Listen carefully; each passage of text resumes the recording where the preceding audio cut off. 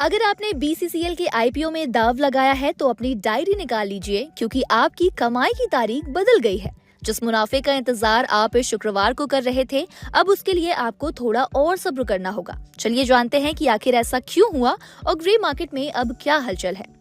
दरअसल कोल इंडिया की subsidiary company BCCL के आईपीओ की लिस्टिंग पहले शुक्रवार यानी कि 16 जनवरी को होनी थी, लेकिन अब इसे आगे बढ़ा दिया गया है।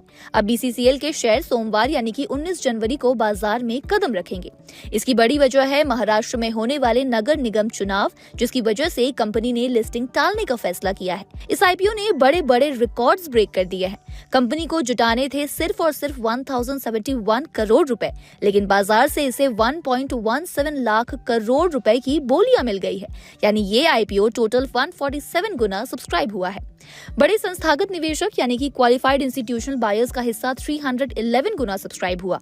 रिटेल निवेशक के कैटेगरी में करीब 49 गुना सब्सक्राइब हुआ। ये पूरा आईपीओ एक ऑफर फॉर सेल यानी कि ओएफएस था। इसका सीधा मतलब ये है कि कोल इंडिया ने अपनी हिस्सेदारी बेची है, इसलिए सारा पैसा कोल इंडिया की तिजोरी में जाएगा। कंपनी इस पैसे का इस्तेमाल अपने नए प्रोजेक्ट्स और एक्सपेंशन के लिए करेगी। अब बात करते हैं आपके फायदे की। ग्रे मार्केट यानी कि जीएमपी में अभी भी जबरदस्त जोश है। ताजा जानकारी के अनुसार इसका जीएमपी 13.85 रुपए के आसपास चल रहा है। इसका मतलब ये हुआ कि 23 रुपए का शेयर करीब 60% मुनाफे के साथ लिस्ट हो सकता है।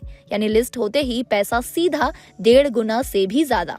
ये इशू पूरी तरीके से 1071.11 करोड़ रुपए के 46.57 करोड़ शेयरों की बिक्री यानी कि ओएफएस का प्रस्ताव है।